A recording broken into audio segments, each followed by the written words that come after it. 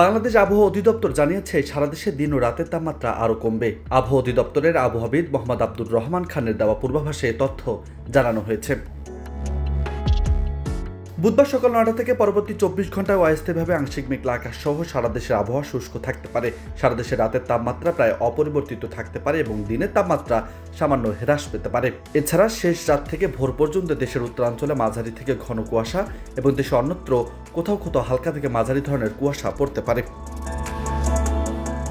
এদিকে দেশের সর্বনিম্ন তাপমাত্রা রেকর্ড করা হয়েছে চুয়াডাঙ্গায় ১৪.৫ ডিগ্রি সেলসিয়াস। এই তাপমাত্রা ক্রমশ কমতে পারে বলেও আবহাওয়া অধিদপ্তর জানিয়েছে।